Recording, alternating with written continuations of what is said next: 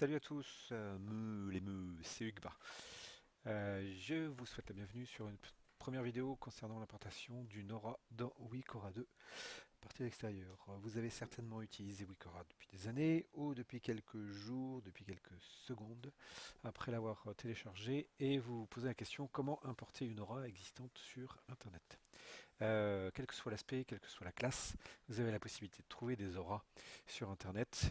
Systématiquement, on vous demande de cliquer sur un lien de manière à pouvoir copier du texte. Donc, ce qui est important de faire, c'est de pouvoir copier l'ensemble du texte qui est indiqué. Donc, c'est une suite de codes, vous allez voir. Et on va tout de suite voir ce que ça donne dans le Wikora. Donc, pour lancer l'interface, on tape /WA. Vous avez votre Wikora Options qui s'affiche. Nous allons faire nouveau, importer, et ici avec un CTRL V où vous allez importer le texte correspondant à votre aura. Une fois que c'est fini, vous cliquez sur importer s'il n'y a pas d'erreur et vous pouvez voir ici donc l'aura que nous avons décidé d'importer. Il s'agit simplement d'afficher autant d'icônes et de barres que de fleurs de vie que vous aurez lancées sur vous-même, sur les tanks ou sur les autres joueurs. Voilà, donc en fermant simplement la fenêtre de Wikora, on va tester si ça fonctionne. Vous appuyez sur votre sort de fleurs de vie et on voit qu'il ne se passe rien. Donc on va retourner sur Wikora, aller dans le groupe pour savoir ce qui se passe. Bien souvent, les auras que vous avez, que vous téléchargez, sont en anglais. Donc les sorts sont en anglais, donc il faut les vérifier si vous avez bien traduit ou pas.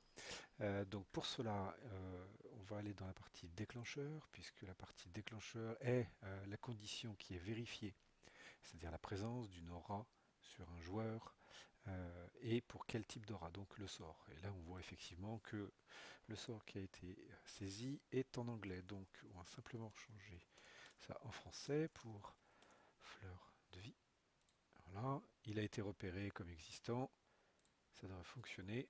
On clique et on lance. Voilà, une première fleur de vie sur moi-même. Donc vous avez le nom du joueur de la cible, mais vous pouvez envoyer ça aussi sur des PNJ. Donc il n'y en a que deux, hein. C'est grâce au T18, au proc du T18. Donc si on va regarder, vous voyez sur le T18, complet votre fleur de vie à 30% de chance, blablabla. Et quand vous avez le 4 part, vous pouvez utiliser fleur de vie sur deux cibles à la fois. Voilà, donc comme ceci, vous balancez en raid ou en groupe ou n'importe quoi vos fleurs de vie et vous avez un CD, un cooldown, donc c'est 20 secondes, hein, et vous voyez les barres se réduire jusqu'à disparition complète de la progression.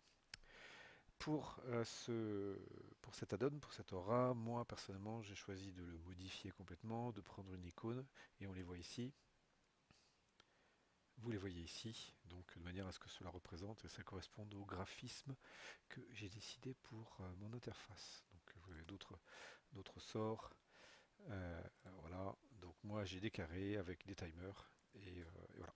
Bon, c'est up to you, c'est comme vous le souhaitez. Voilà, c'était pour importer une aura à partir d'internet. Donc bien souvent vous avez la possibilité d'incorporer ça. Vous pouvez aussi exporter. Donc si on regarde pour l'exportation, vous avez une aura, par exemple je prends la furie, vous cliquez droit et vous pouvez exporter en forme de texte ou en forme de table LUA. Bien souvent c'est en forme de texte que l'on demande. Voilà, là vous avez votre texte, vous faites un copier-coller, vous copiez, vous allez sur votre site internet, soit sur pastebin.com, soit sur votre propre forum, blog, et vous copiez ce texte avec un peu plus de détails expliquant ce que votre aura fait, etc., etc. Voilà, je vous remercie, je vous fais plein de bisous, me les me, à plus tard, ciao.